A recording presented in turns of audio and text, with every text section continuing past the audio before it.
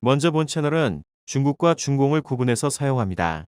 중국은 우리의 전통 우방을 가리키며 중공은 중국 공산당의 준말로 1949년 국민당으로부터 정권을 탈취한 강도 집단이기 때문입니다.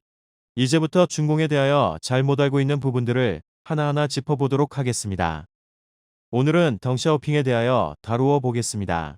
인터넷 교보문고에서 덩샤오핑을 검색하면 관련 서적이 117개가 나옵니다. 덩샤오핑은 한국인들에게는 중국 개혁 개방을 이끈 인물이자 자본주의적 사고를 지닌 친근한 인물로 각인되어 있습니다. 그 이유는 관련 서적과 언론이 덩샤오핑을 긍정적인 시각에서만 다루는 바람에 자연스럽게 덩샤오핑에 대한 긍정적인 고정관념이 형성되었기 때문입니다.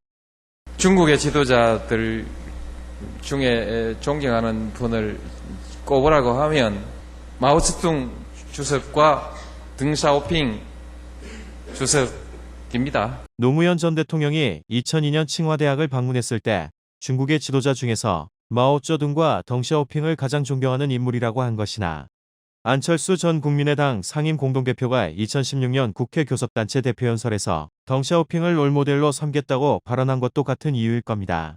한국 정치인들은 중국에 가면 덩샤오핑 창가를 부르는 것을 자랑으로 여기기도 하는데 오늘 이 부분을 다시 생각해보는 계기가 되면 좋겠습니다. 이 영상을 끝까지 보시면 언론의 보도나 서적의 기술을 그대로 믿는 것이 잘못된 것일 수도 있다는 것을 인식하게 될 것입니다.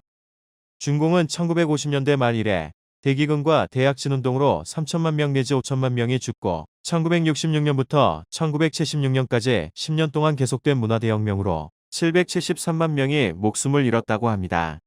이런 참상을 겪은 중국인들은 인구 폭증과 식량 부족으로 인한 고질적인 가난 때문에 중공에 대하여 염증을 느끼고 있었습니다.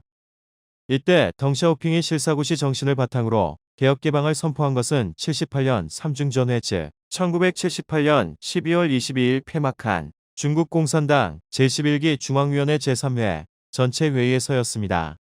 먹을 게 없어서 굶어 죽던 상황으로 볼 때 중국인들이 환호했던 것은 당연히 맞습니다. 그로 인하여 덩샤오핑은 개혁개방의 총설계사, 작은 거인 등으로 알려진 것은 사실이지만 이는 잘 포장된 선전극의 결과입니다. 당시 덩샤오핑이 개혁개방을 하지 않았다면 중공은 폭동으로 무너졌을 겁니다. 그의 어쩔 수 없는 자본주의식 경제개방은 공산주의를 유지하기 위한 수단이었습니다. 덩샤오핑은 자본주의 단계를 거쳐 먹고 사는 문제가 해결되어야만 사회주의를 실현할 수 있고 사회주의 단계를 거쳐야만 공산주의를 실현할 수 있다고 믿었기 때문에 개혁개방을 했던 것입니다. 정치는 공산주의 이데올로기를 채용하여 공산당 일당 독재를 유지하면서 경제는 자본주의 시장경제를 도입한다는 것인데 이것이 현실적으로 실현 가능할까요? 덩샤오핑은 이것을 중국 특색의 사회주의라고 명명했지만 말장난에 불과한 것입니다. 전기도 없는데 가전제품을 사는 것과 크게 다르지 않습니다. 덩샤오핑이 철저한 공산주의자였다는 것은 그의 다음 말에서 알 수 있습니다. 나는 다른 사상의 영향에 노출된 적이 없었다. 나는 곧장 공산주의에 도달했다. 그는 자신을 3번이나 실각시킨 마오쩌둥에 대해서도 중국 혁명의 전체 역사 속에서 우리는 마오쩌둥 동지의 영광스러운 이미지를 절대로 훼손해서는 안 된다면서 마오쩌둥을 추켜 세웠습니다. 덩샤오핑은 1979년 3월 4가지 기본 원칙을 천명했는데 그것은 사회주의 노선, 무산계급 독재, 공산당의 영도, 마르크스와 마오쩌둥 사상을 견지하는 것으로서 이는 그가 뼛속까지 공산주의자라는 것을 의미합니다. 마오쩌둥 사후 덩샤오핑은 공이 7이고 과가 3이라는 식으로 평가하여 보수파와 개혁파 사이의 경계선에서 스탠스를 취했습니다. 그의 기회주의적 처신은 1974년 유엔연설에서도 나타납니다. 만일 어느 날 중국이 안면몰수하고 초강대국이 되어 패권을 주장하고 여기저기 남을 괴롭히고 남을 침략하고 남의 것을 탈취하고 그런 행동을 한다면 세계의 모든 인민들은 응당 들고 일어나 중국을 사회제국주의로 규정하고 반대하고 중국 인민들과 함께 무너뜨려야 할 것입니다. 덩샤오핑이 서방을 안심시키려고 속내를 감추려 한 말이라는 것을 당시 서방 선진국가들은 몰랐을 겁니다. 도광향회, 즉 칼날의 빛을 감추고 어둠 속에서 실력을 기른다는 마른 복수의 칼을 갈면서 겉으로는 친구가 되자는 것입니다. 사실 그때부터 중공은 가면을 쓰고 미국에 공산주의를 침투시켜 미국을 사회주의화하려는 비폭력적 공산주의화를 시작했던 것입니다. 지금 중국 공산당이 미국의 정치, 경제, 교육, 문화예술, 법률, 종교 등 전 분야에 침투되어 있고 민주당이 사회주의 정책을 쏟아내면서 친중국 노선을 걷고 있는 것은 덩샤오핑의 도광량 해결하게 속아 그의 말을 곧이곧대로 믿은 결과입니다. 덩샤오핑은 홍콩 방한협정을 체결하고 일국양제를 50년 동안 시행하겠다고 세계 만방에 약속한 바 있습니다. 그런데 중공은 그 약속을 지켰습니까? 2002년부터 홍콩 기본법 제23조에 따라 국가보안법을 제정하려다 홍콩인 50만 명이 거리로 몰려나오는 바람에 포기했고 2019년 3월 말부터는 홍콩의 범죄인을 중국 대륙으로 강제 송환할 수 있도록 하는 범죄인 인도 법안을 만들려다 엄청난 반대에 부딪혔습니다. 결국 중공은 전 세계의 반대에도 불구하고 무장경찰을 홍콩에 보내 시위대를 유혈 진압하였습니다. 이처럼 덩샤오핑은 보통 공산주의자들과 다름없는 독재자일 뿐이지 작은 거인이니 개혁개방의 총설 계산이야 하고 호평을 받을 인물이 아닙니다. 1989년 6.4 천안문 민주화운동을 유혈 진압한 것만 보아도 그가 얼마나 인명을 경시한 위선의 독재자인지를 알 수 있습니다. 당시 장점인 상하이시 당서기의 유혈 진압 선동 편지에 고무된 덩샤오핑은 20만 명을 죽여서 공산주의 독재를 20년간 유지할 수 있다면 그 길을 택하겠다고 말할 정도였습니다. 그는 유혈 진압 전에 한동안 언론에 나타나지 않았습니다.